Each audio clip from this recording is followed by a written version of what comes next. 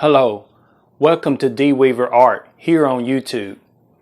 Today I would like to begin a video series on the basics of drawing with charcoal. I will not be showing drawings done in graphite, but with charcoal. I will give you information about the different types of charcoal and the tools that I use when I draw. Also, taken from the fundamentals of drawing, from taking two-dimensional shapes and making them three-dimensional shapes. In this video series, I would like to share also with you the concept of perspective. 1-point and 2-point perspective will be discussed in this drawing series. Also, I'll be sharing with you the importance of light and values, light and shadows and values. Also, in the video series, I will take it from drawing the simple shapes and making them three-dimensional to drawing the human figure. That is the goal of this video series, is to teach you how to draw from imagination, also drawing from life. I will not be using live drawing models. However, I will just be showing you the concepts of how to look and break down the subject matter in a simple form and making them three-dimensional forms on two-dimensional surface such as the paper. I hope this video series will be an encouragement for you to draw the human form and the figure and different parts of the human body. There are a lot of artists that struggle with drawing the human body. And I also will share some tips on the importance of getting you a wooden mannequin. If you get a wooden mannequin, it will help you be able to break down the pose of the human body. If you're new to the D Weaver Art channel here on YouTube, I urge you to subscribe. Not only subscribe, but like. Once you like and subscribe, I urge you to hit the notification bell. By doing so, you receive instant updates to new information and new content that I post here on my channel. So with that being said, now enjoy this video series on the basics of drawing and drawing the human figure. Before we get started, I like to share with you all the surfaces in which I do my drawings. Also the instruments or the utensils in which I draw with. Let's start with the surfaces. The first surface that I normally or used to draw with, but I don't use this surface anymore due to the fact that I do not do a lot of, as far as I still draw in graphite, but a lot of my drawings are done now in charcoal. This is the first surface is, excuse me. The first surface I want to share with you and you guys is called the Strathmore Bristol paper. And it is vellum surface. Vellum surface is very smooth and slick. It's very good for graphite. However, it's not as good for salt pastels or for charcoal, because charcoal and salt pastel have a powder or particles come off of it, and this being slick don't have enough tooth to hold it. So I really urge those who really like blending and working with graphite, this is a very good paper to use. Also, if you want to blend your colors and doing colored pencil, I urge you to use this paper as well. But in this drawing series, I do not recommend you to use any type of slick or smooth surfaces, because I'm going to be sharing with you charcoal, working with charcoal. So the next surface I like to share with you guys is the Strathmore pastel paper. This paper is what I really use. I highly recommend you to use this because it has more tooth to it. It's the opposite of the vellum surface. The Strathmore pastel has assorted colors. This is a large 18, I believe it's 18 by 24. And you can get this at your local art supply store. It's like Joann's, Michael's, Hobby Lobby. I don't think your carriers like Target or Walmart carries this particular paper, but you can check, but I don't think so. But I highly encourage you to use this paper during this drawing series. There's something about drawing with larger paper because you could get, just like painting, you can get a lot more detail in if you start drawing with larger papers. So this is the paper that I use, and I highly recommend you to use when it comes to working with soft pastels and charcoal, is the Strathmore pastel papers with assorted colors. Next drawing paper I use, still working with the brand Strathmore. I like the drawing paper. I use a lot of Strathmore. I've been known to use Canton drawing paper too, but I use a lot of Strathmore drawing paper. And this is another one. This is a medium surface Strathmore drawing paper. Medium surface. It's like in between real slick and being real coarse. I really like this paper.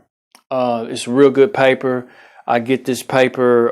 It's large. It's actually a drawing pad. It's got the spiral binder to it, so you can use this to do your drawings with in this series. I urge you to use this type of paper too. It's just a medium surface. It's got a lot more tooth than the vellum surface. And last is the Strathmore, again, tone gray paper. Yes, tone gray paper. I like the color on the pastels, the same thing with this in common. Other than that, all the paper in this, besides that, in contrast, all the papers are gray. Now, the pastel assorted colors made by Strathmore, they come in different colors, like your warm colors and some cool color, and also neutral colors like some browns in there. But really urge you to use this. This is a small notebook paper, but it's got you real good surface. The surface is fairly slick, but it's real good with color pencil and also graphite once again. But this is a real good paper.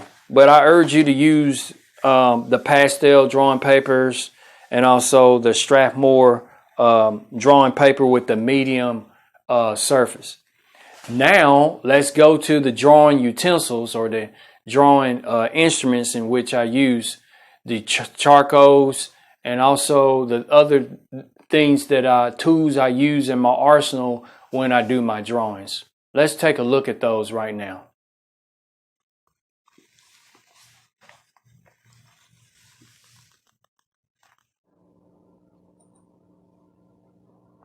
All right, before I begin to draw, I want to share with you guys the materials that I use when I do my charcoal drawings.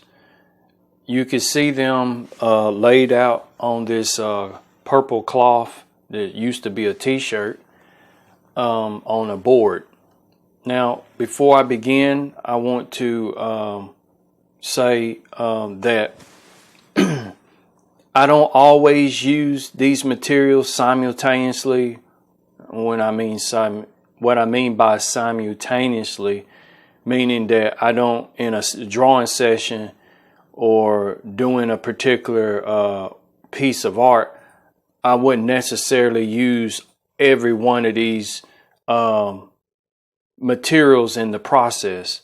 I may, at times, it may call, or I may sense, or I may need a particular tool or material in order to apply the expression of what I want to get done or accomplish. So, for example, this brush here, I don't always use, but every now and then I will use this brush. And This is particularly a very soft brush. It reminds me of a forgot what those types of brush, but it's basically a watercolor brush. It's real. The brushes are really soft. I use this to do blending or fading away certain values that are in the drawing. Here, I'm going to go from right to left. Here's a can of hairspray. Yes, hairspray. Now, you can use the actual fixative that you can buy at your art store, or one of your retail carriers may carry some art fixative. And what that does, just like this, do the same thing. What it does, it enables the charcoal to stay fixed onto the paper. It keeps it from smearing. I still would advise you not to touch those areas or the surface of a finished drawing in charcoal or in soft pastels. Even though you done put that on there, I still advise to be very careful not to touch those areas. Keeps it from smearing and stable and sticks to the surface. So instead of using the fixative spray, I use a hairspray, a whole super whole. This is an extra super whole hairspray. And by the way, I'm in need of another can of spray. I'm about out of that. Next is the battery powered eraser. I've been using this battery powered eraser for about, believe it or not, a year. This I highly urge you to buy, even if you're not using charcoal. It's good for graphite too, but it's really good for charcoal for putting in highly detailed highlights and creating textures. Also creating erasing some mistakes if you happen to make some. So this is a battery powered eraser. And I'll open this up. You have to use 2 AAA batteries, and see I have some rechargeable Rayovacs that I use for this tool or this device. And you just push down and screw, turn and twist until it locks in place.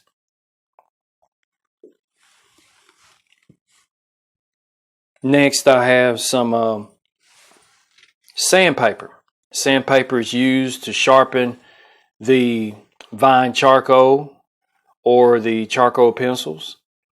You use that to finally sharpen your charcoal. Then I'll move this over there. Then I have vine charcoal, which comes in different sizes. This happened to be a bigger size than the pieces that I have down there. This has been worn down from the side. I don't know if you can see that well or not, but it is rounded. It's a stick. It's a vine charcoal. It's very forgivable if you make a mistake. It's easy to correct if you use this vine charcoal or the willow sticks. I highly urge beginners in using charcoal to use this. I know it seems intimidating. I know at one time before I started using charcoal, man, charcoal it'd be hard to control. But if you get familiar with something and work with it, it's really not what you think it is. So don't be afraid to purchase you some vine charcoal. You can get this at Walmart or any of your art supplies like Joann's, Blick's, Art Cerama Online. Jerry's Art Cerama Online can have some of this. But any of your art supplies places, your major art supply places will have this, and you can get them in different sizes. And they all gonna do the same thing. The more pressure you put down, the more bold it is. The less pressure you put down onto the paper, it'll be a little lighter. But really good for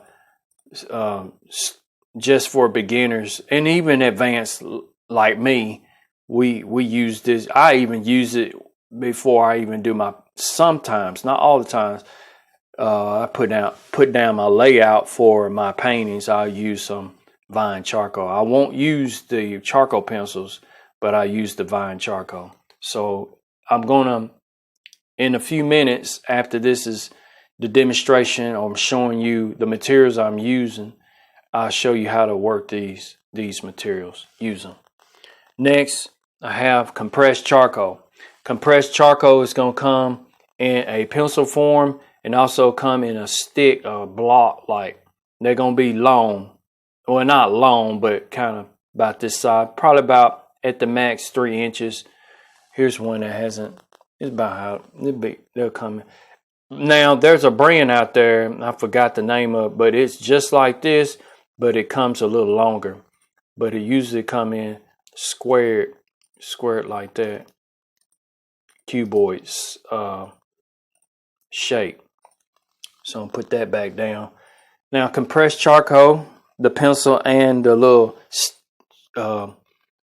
cuboid looking stick there, or block of it, it's hard to erase. If you put this down, you need to make sure the marking or whatever you're trying to put down on paper is exactly what you want.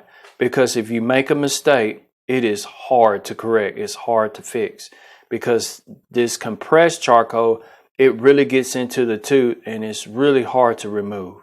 So I advise you, that's why I urge beginners to really, if you want to get used to working with charcoal, I advise you to work with the charcoal sticks or the Vine charcoal. There is a softer type charcoal. This is compressed. It's more harder type charcoal. Now, just like a pencil with the graphite, it comes in H and B's, so you can get like 4H, and depends.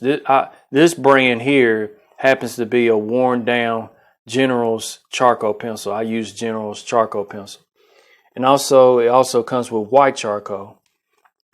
It's good for highlighting and making marks the same. You also can use a soft pastel, which I don't have to show at the moment. I'll see if I can pull one into this video so you all can see. I don't think I got one on me right now, but let's see. Let me look a little bit further and see if it's there. Here we go. Yes, I got one. Pull out of this box. It's real small. It's a smaller piece. So this is soft pastel. Use a chalk, white chalk, basically.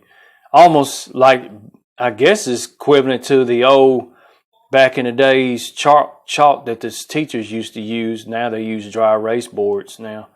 It's basically white chalk. You use that. It works just the same for producing highlights and also lightening the values.